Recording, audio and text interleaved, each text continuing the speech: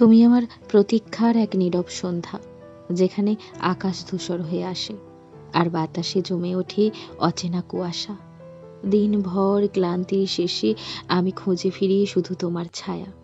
যেন সন্ধ্যার আলোয় তুমি হয়ে ওঠো আমার একমাত্র অবলম্বন।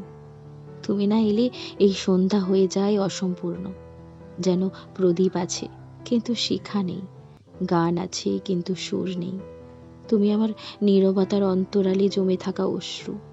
তুমি সেই ব্যথা, যে ব্যথা আবার ভালোবাসারই রূপ নেয়। প্রতিটি গোধূলি যখন লাল রঙে ভরে ওঠে, আমি চাই তুমি এসে দাঁড়াও সেই রঙের ভেতরে আমার জন্য। তুমি যদি একবার চোখের গভীরতায় তাকাও, তাহলেই আমার প্রতীক্ষার সকল অভিমান মুছে যাবে।